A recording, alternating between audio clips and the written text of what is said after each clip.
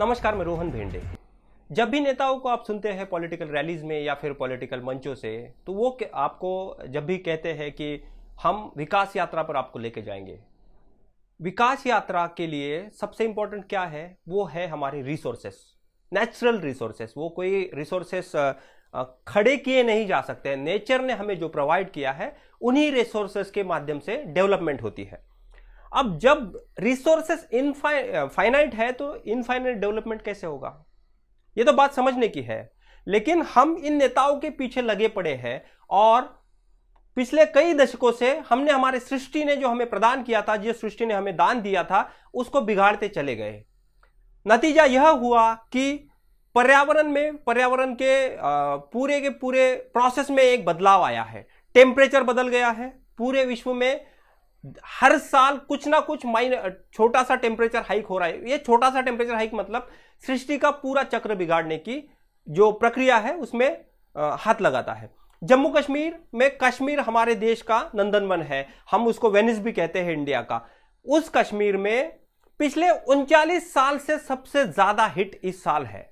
पिछले 40 सालों में जो रिकॉर्ड है वो इस साल तोड़े गए हैं। कल ही भारत सरकार का जो मौसम विभाग है, उन्होंने अपने आंकड़े जारी कर यह पिक्चर क्लियर किया कि अभी जो टेम्परेचर जम्मू कश्मीर का है, जो हीट वेव वहां पे है, वो हाईएस्ट लेवल पे है पिछले 39 सालों में। और उसी के साथ वहां के जो बाकी चीजें हैं, वहां पे बारिश जो है, बारिश नहीं आ रही है। और वहां का जो बाकी स्ट्रक्चरल रिफॉर्म्स प्रोसेस है नेचर का, वो भी बिगड़ता जा रहा है। मैं कुछ कहूं इससे पहले या फिर मैं कुछ सुनाऊं इससे पहले आप हमारे देश के प्रधानमंत्री को सुनिए, वो बच्चों से वार्तालाप में क्या कह रहे थे। Sir, my question to you is that we in Assam feel very concerned about climate change and its consequences. Sir, how can you help and guide us to protect our pristine environment? देखिए, आज छोटे छोटे बालक भी climate change और environment change की चर्चा कर रहे हैं। अब मेरे मन में एक सवाल है कि सचमुच में क्या चेंज हुआ है। हम अपने आप से पूछें। आपने देखा होगा कि हमारे गांव में जो बड़ी आयु के लोग होते हैं ना, 70, 80, 85, 90 साल के लोग, तो सर्दियों में आप देखेंगे तो अक्सर कहते हैं कि पिछली बार से इस बार सर्दी ज्यादा है। ऐसा कहते हैं ना। एक्चुअली सर्दी ज्यादा नहीं है, उनकी उम्र बढ़ने के कारण उनकी सहने की शक्ति कम हो गई है, इसलिए उनको सर्दी ज्यादा महसूस होती है। तो परिवार के जो बुजुर्ग लोग हैं वो कहते हैं, भाई जो पिछली बार इतनी सर्दी नहीं थी, इस बार सर्दी ज्यादा हो गई।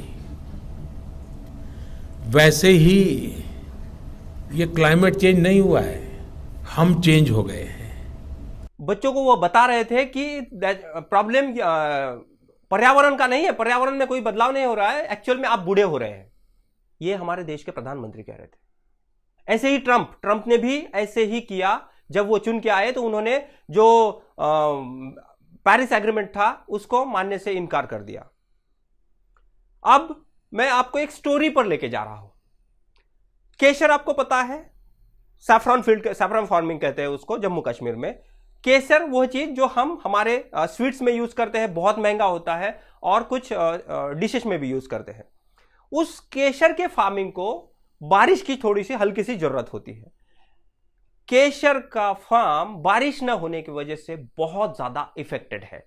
और कश्मीर का पैम्पोर जिला जो है, वहां के लोगों को, वहां के जो सारे फार्मर, क्योंकि वहां पे सिर्फ केसर की ही फार्मिंग होती है, तो बारिश ना होने की वजह से उन लोगों पर बहुत ज्यादा दिक्कतें आ रही है। तो आप ग्राउंड से वह रिपोर्ट देखिए तो आपको पता चलेगा कि पर्यावरण के उपलक्ष्य में जो भी हम हमारी आंखें मूंद कर जो उसका नाश कर रहे हैं, उसका इंपैक्ट क्या होगा। बर्फीली हसीन वादियां और उसमें से आते मन को रोमांचित करने वाले दृश्य हमने हमेशा ही कश्मीर से एंजॉय किए हैं। कश्मीर से हमने वो भी एंजॉय किया है कि जब भी यहाँ बर्फबारी होती है, जब भी यहाँ पर्यटकों का जमावड़ा लग जाता है, तो इन हसीन वादियों में एक ऐसा चित्र होता है, एक ऐसा पिक्चर क्रिएट होता है जिससे जिससे हमारे जो भी पुराने हमारे जो भी हमारा वर्क स्ट्रेस है या फिर हम जिस संकल्पनाओं से घिरे हैं वो दूर हो जाती है। लेकिन बर्फ़ ख़त्म होने के बाद या फिर कश्मीर का एप्पल छोड़ के दूसरी कश्मीर की फार्मिंग क्या होती है, कश्मीर के फार्मिंग में क्या क्या उगता है, इस पर शायद हम भारतीय लोगों का बहुत ज़्यादा ध्यान नहीं जाता है। कश्मीर में एप्पल के साथ ही एक इम्पॉर्टेंट चीज़ है फार्मिंग के प्रोसेस में, वो है सैफरॉन। सैफरॉन का जो उनका फार्मिंग है वो 2011 में केंद्र सरकार ने सैफरॉन मिशन का अनाउंसमेंट किया और कश्मीर का जो फार्मिंग सेक्टर है जहाँ पे सैफरॉन की खेती होती है, जहाँ पे सैफरॉन का फार्मिंग होता है, उसके लिए उन्होंने टेस्टिंग सेंटर, लेबोरेटरी और उस सैफरॉन की प्रक्रिया का जो भी प्रोसेस है उसके लिए उन्होंने एक बहुत बड़ा सेंटर अनाउंस किया। उसके लिए 40 करोड़ तक उन्होंने इन्वेस्ट किया। फार्मिंग, सैफरॉन का फार्मिंग, उसके साथ बाकी की प्रोसेस, और अभी फ़िलहाल 2020 में उस फार्मिंग को, जो सैफरॉन का फार्मिंग है, इसके आगे पीछे कौन से प्रॉब्लम्स खड़े हैं, इनको जानने के लिए, इनको हमें तह से पता करने के लिए कि सैफरॉन के फार्मर्स अभी क्या कर रहे हैं, उनकी अभी की क्या सिचुएशंस है, हमें बात करना पड़ेगा ग्राउंड ज़ीरो से। और ग्राउंड ज़ीरो से उन्हीं से बात करना पड़ेगा जो इस सैफरॉन की फार्मिंग में जुड़े हैं। सो सैफरॉन का पूरा प्रोसेस समझने के लिए और इस पर पूरी जानकारी लेने के लिए हमारे दर्शकों को भी और सारे वो लोगों को भी जो कश्मीर को सिर्फ कुछ चुनिंदा प्रोसेस के लिए जानते हैं, उनके लिए हम एक ग्राउंड रिपोर्ट कर रहे हैं। हम मेरे साथ आज अब्दुल माजिद साहब जुड़ रहे हैं, जो प्रेसिडेंट है सैफरॉन फार्मिंग यूनियन जो है इनके। अब्दुल माजिद साहब, इंडिया बुलेटिन के इस खास ग्राउंड ज़ीरो में आपका स्वागत है। मैं आपसे मेरे दर्शकों के लिए जानना चाहता हूँ कि एक्चुअल में सैफरॉन फार्मिंग क्या है, आप कैसे सैफरॉन को उगाते हैं, उसका डिटेल प्रोसेस क्या है, उसके बाद उसको आप कैसे प्रक्रिया करते हैं, मार्केटाइज कैसे होता है, पहले कैसे होता था, बाद में कैसे होता है, अभी की क्या कंडीशन है आपके पास। जो आप कह रहे थे मुझे डिस्कशन में कि आपके पास वाटर का बहुत तकलीफ है, इन सारे चीज़ों पे मैं आपकी राय जानना चाहता हूँ। तो हम थोड़ा सवालों से आगे चलेंगे। तो आप सबसे पहले मुझे ये बताइए कि सैफरॉन एक्चुअल में क्या है, इसकी फार्मिंग कैसे होती है। एक्चुअली सैफरॉन की फार्मिंग ऐसी होती है कि जो अगस्त में 15 अगस्त के बाद हम इसकी सोइंग करते हैं। 15 अगस्त के बाद तो नवंबर में इसका लास्ट वीक ऑफ अक्टूबर में इसका क्रॉप आता है। तो उस क्रॉप के साथ फिर हार्वेस्टिंग होती है। इसी दौरान 3 दिन में इसकी हार्वेस्टिंग होती है। तो फिर हमारा पुराना जो ट्रेडिशन था मैं वही बता रहा हूँ आपको। फिर निकाल कर हार्वेस्टिंग करके हम सुखाते थे इसको। फिर ये जो यहाँ के डीलर हैं उनको भेजा जाता है। आज तक वो तो हम ऐसा ही करते हैं। सैफरॉन की बुआई कैसे होती है, कैसे ये तो पहले तो हम वो हाल से बोते थे, लेकिन अब तो जो नया हम 2011-12 से हम कर रहे हैं, अब सोइंग हम हाथ से ही करते हैं। जो नया हमें डिपार्टमेंट ने सिखाया कि आप इस तरह करो, इससे आपको क्रॉप में भी फ़र्क आ जाएगा। और जो हम ऐसे पुराना ट्रेडिशन करते थे उसको 3 साल के बाद हमें क्रॉप मिलता था। इसमें जो हम करते हैं अभी जो नया ट्रेडिशन है, जो हमें सिखाया गया, अभी नया तरीका जो डिपार्टमेंट ने सिखाया या यूनिवर्सिटी ने सिखाया, तो वो हम करते हैं कि हाथ से ही सोइंग करते हैं। तो उसको पहले ही साल क्रॉप आता है, 30-40% पहले साल ही आता है क्रॉप उसमें। तो उससे फ़ायदा आ गया एक फार्मर को, और ये जानकारी जो मिल गई उसको, उससे काफ़ी फ़ायदा भी आ गया। तो सैफरॉन का जब आप बोइंग करते हैं, उसके बाद जब अपने उसमें बो दिया एक बार, तो उसके बाद आपको पानी जो है वो कैसे देना होता है? क्या आप उसको स्प्रिंकलर से देते हैं या कुछ नहीं? अभी कुछ नहीं। पहले तो टाइम पर बारिश पड़ती थी तो ऊपर वाले की मेहरबानी होती थी, तो हमेशा क्रॉप निकलता था ज़बरदस्त।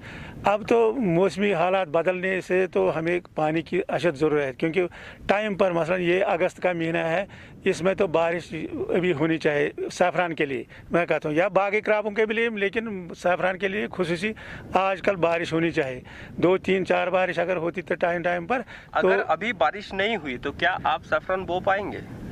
सैफरान तो ऑलरेडी हमने बोया है, Already लेकिन बोया। हाँ वो तो अभी हम जब बोते हैं इसको यानी 4 हमारे साल पीछे नीचे जो फील्ड है इसमें बिल्कुल आप, ये बो दिया है पूरा। पर ये तो एक दफ़ा बोने से एक दफ़ा बोया हमने सैफरान का बीज, जो कार्म इसके होते हैं, तो जो एक दफ़ा बोया हमने वो 4 साल 5 साल के लिए 6 साल के लिए चलता है। तो वो तो बोया है, सिर्फ इसको जुताई करनी पड़ती है 2 दफ़ा 3 दफ़ा साल में। बाकी अगर जो मौसमी हालात बदल गए, अगर बारिश नहीं आ गई तो क्रॉप भी नहीं निकलता है, ये तो सीधी बात है। लेकिन अब गवर्नमेंट ऑफ इंडिया ने तो क्या आपके पास दूसरे कोई ऑप्शन नहीं है? जो अगर बारिश नहीं आता है तो क्या ऐसे समय में आपके पास ऑप्शन नहीं है कि बोरवेल्स है, पानी है, ऐसा कोई ऑप्शन आपके पास नहीं बिल्कुल है? गवर्नमेंट ऑफ इंडिया ने हमें तकरीबन यहाँ पर इसके लिए तो काफ़ी पैसा भी दे दिया है। ये जो वो यहाँ इसकी आपाशी के लिए मसलन स्प्रिंकल इरिगेशन इसको चाहे वो इन्होंने दे दिया है। लेकिन अभी तो हमारे बोरवेल तैयार है, लेकिन ग्राउंड पर अभी जो बाकी मसलन अभी बिछाने हैं पाइप ऊपर से, जो स्प्रिंकल स्टार्ट हो जाएगा। पानी है बोरवेलों में लेकिन अभी चले नहीं है। अभी इस साल उम्मीद है कि अभी कहते हैं 40 वो बड़ा जोर लगा रहे हैं हम भी, उसमें डिपार्टमेंट भी काफ़ी कोशिश कर रहा है। ये दूसरे डिपार्टमेंट को है हैंडओवर, ये जो बोरवेल है, तो अभी इन्होंने बोला है इस साल हम 40 दे देंगे। तो फिर हम ये तो जिस तरह बाकी कितने परिवार जुड़े हैं इस फार्मिंग के प्रोसेस से? आपके आजू बाजू में डिस्ट्रिक्ट में कितने परिवार जुड़े इसमें हैं? यहाँ मैं कहता हूँ पामपुर में तकरीबन 4000 फैमिलियाँ इसके साथ है वाबस्ता है, इस पामपुर एरिया में। बाकी तो बड़गांव में भी है और कश्तवाड़ में भी है। तो यही 3 जगह सैफरान है पूरे इंडिया में। यहाँ एक रियासत है जम्मू कश्मीर जहाँ पर ये सैफरान पूरे भारत में सिर्फ बिल्कुल एक आपके डिस्ट्रिक्ट में ही सैफरन बिल्कुल होता है? एक तहसील में डिस्ट्रिक्ट में भी नहीं, एक तहसील में भी। ओके, बस सैफरन का जो बाकी का प्रोसेस है, जब आप उसको निकाल लेते हैं उसके बाद उसका डिटेल प्रोसेस क्या होता है? कैसे आप उसको अलग करते हैं?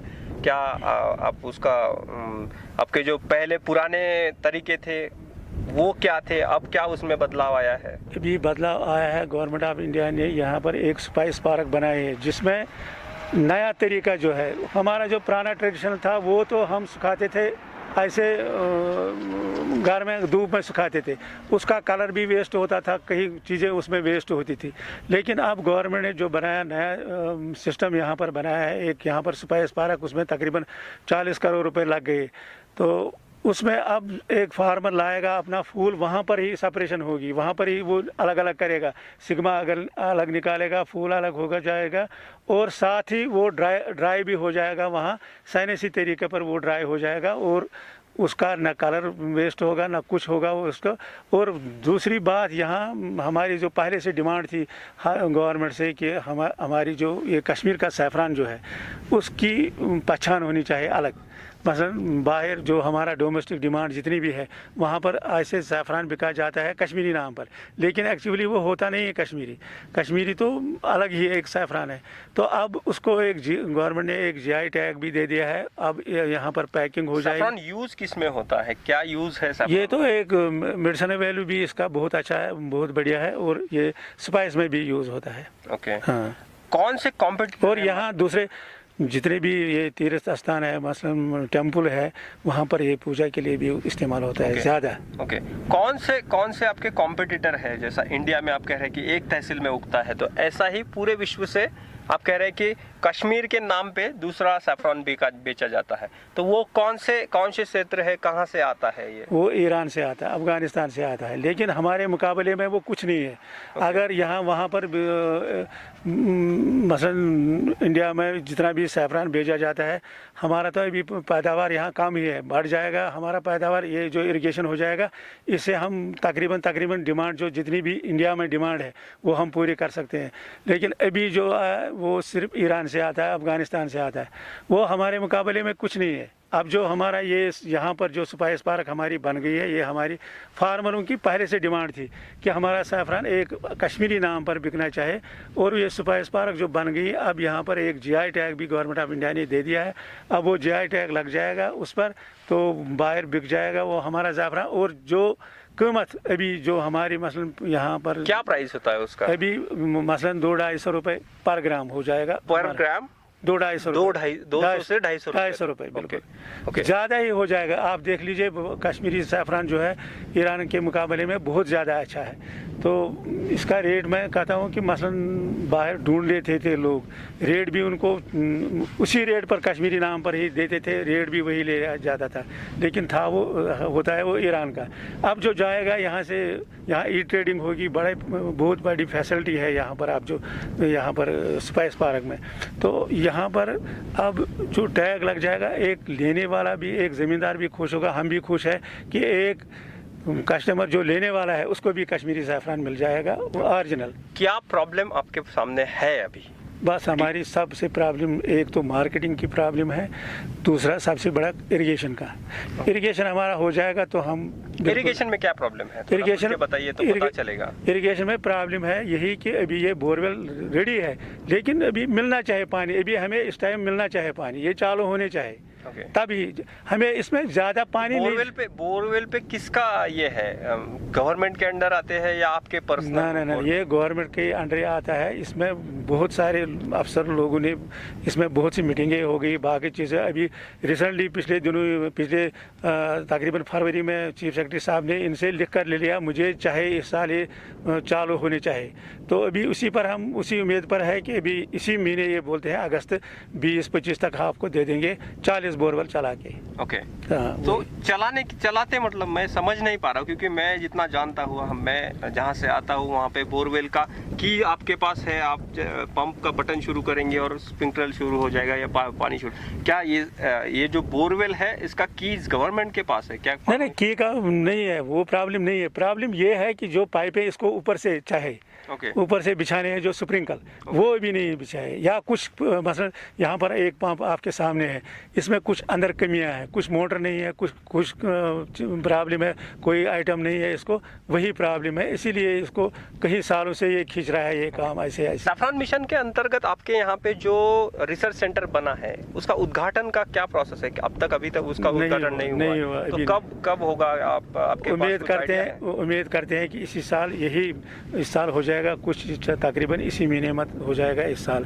पिछले गवर्नर साहब को भी हमने रिक्वेस्ट की थी, आप इसको चालू कर लीजिए, तो वो चेंज हो गया, अब नए आ गए तो कर लेंगे, अभी चेंज अभी हो जाएगा इसको। तो ये एक फार्मर के लिए एक बहुत ही बड़ी बेनिफिट की बात है, जो यहाँ ये जो स्पाइस पार्क है, ये बहुत ही बड़ी। स्पाइस पार्क से फार्मर के जो भी इश्यूज है, जो भी प्रॉब्लम्स है, वो सॉल्व हो जाएंगे। मतलब गवर्नमेंट अपना काम कर रही है, लेकिन समय का जो अभाव है, समय की जो उनके थोड़ा बहुत दूसरे डिपार्टमेंट ने इसमें प्रॉब्लम की, वारना जो डिपार्टमेंट मसला एग्रीकल्चर इसके साथ डील कर रहा है सैफरान मिशन के साथ, उन्होंने उतनी मेहनत की, हमने भी, किसानों ने भी मेहनत की, डिपार्टमेंट ने भी काफ़ी मेहनत की, लेकिन वो मेहनत ही ज़ाया हो गई पानी की ना होने की वजह से।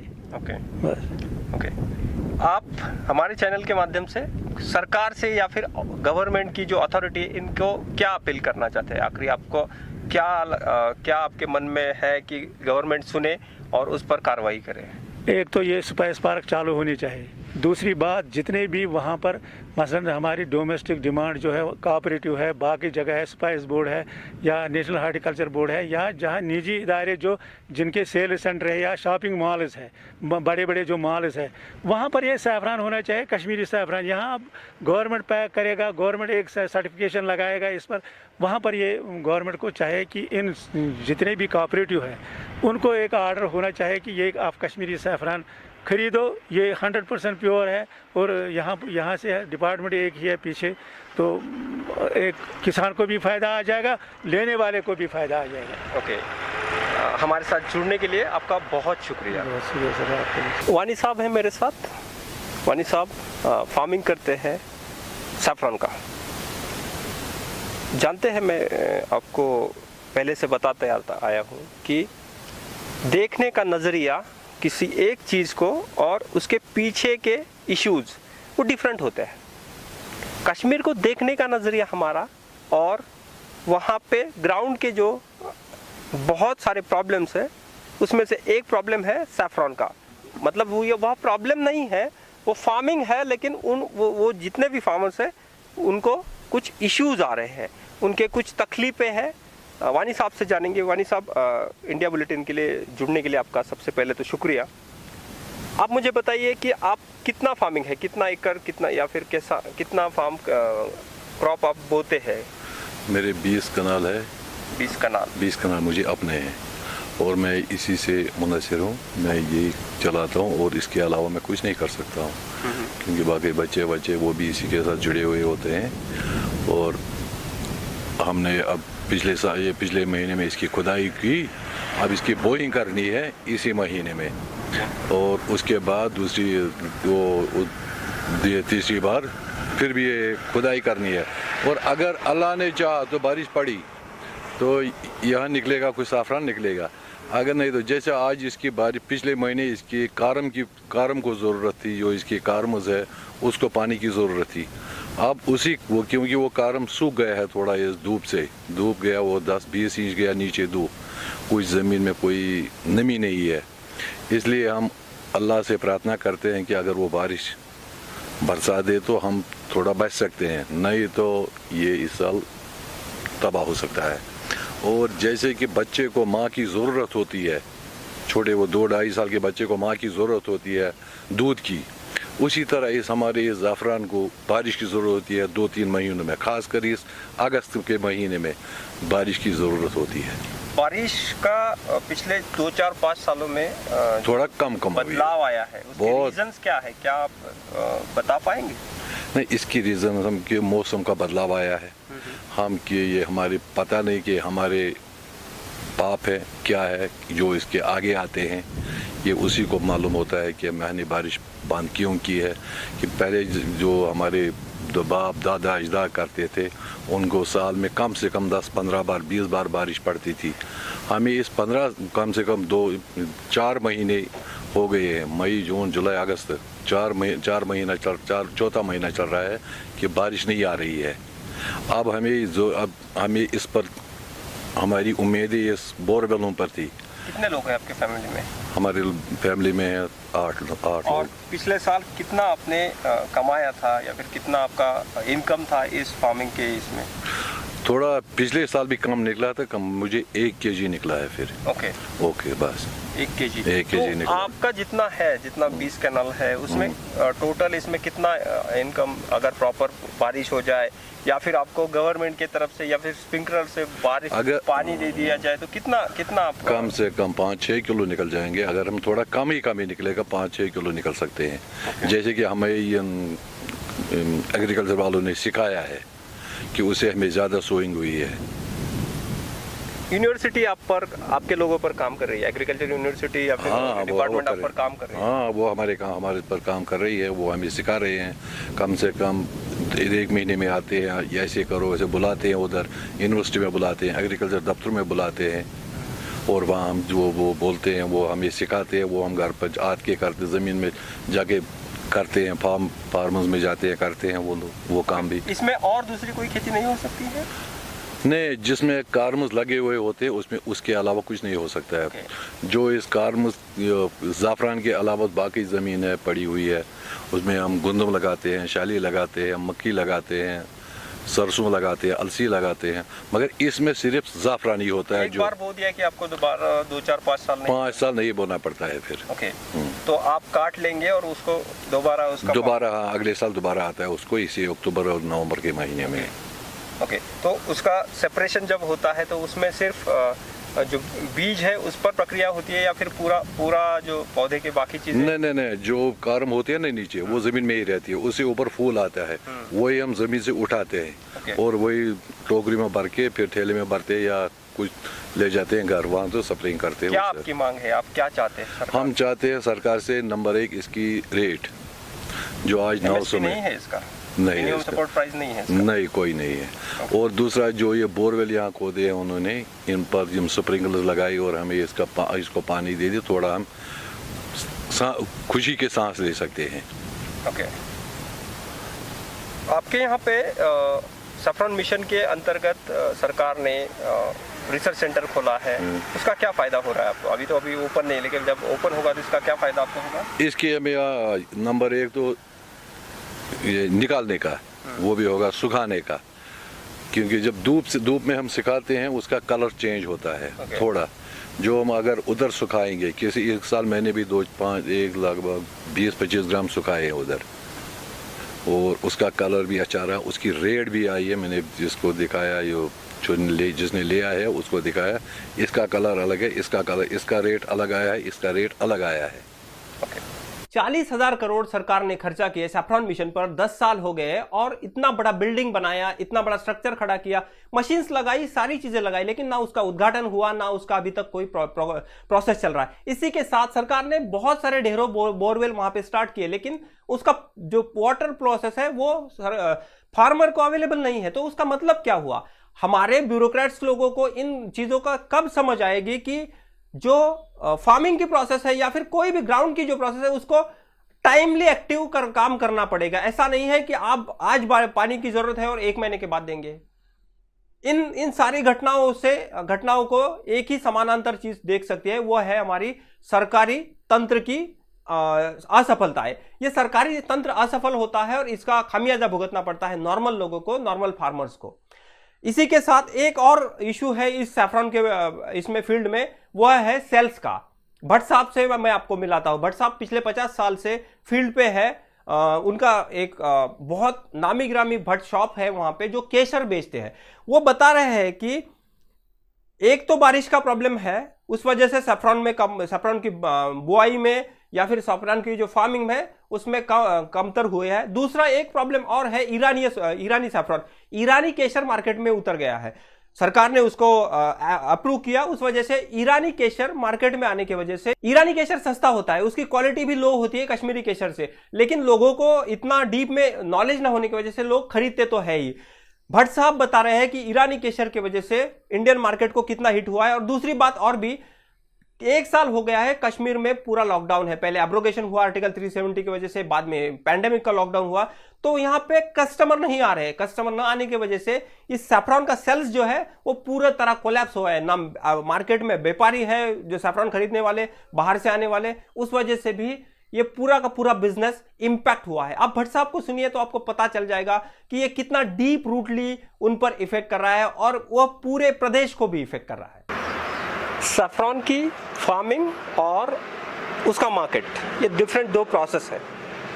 सैफरॉन की फार्मिंग को आपने देख लिया, उनके इश्यूज भी जान लिए, उसी साथ सैफरॉन का जो मार्केटिंग होता है, जो सेल्स होता है, उसको जानने के लिए हमें यह सेंस मिलने के लिए हमें बात करनी होगी जो इस बिजनेस में जुड़े हैं, जो सैफरॉन की सेल्स करते हैं। मेरे साथ नूर मोहम्मद भट्ट साहब जुड़ रहे हैं। 5 दशक से ज़्यादा वो यही काम करते हैं। उनसे मैं आपको रूबरू करवाऊंगा और देखते हैं सैफरॉन की सेल्स का प्रोसेस कैसा है और इनका अनुभव क्या है, और पिछले 1 सालों में इसमें जो टूरिस्ट प्रोसेस बंद है इस वजह से क्या दिक्कत आ रही है। तो भट्ट साहब, आपका सबसे पहले हमारे प्रोग्राम में आप जुड़े, इसलिए आपका शुक्रिया। जनाब, ये प्रॉब्लम सर आए थे।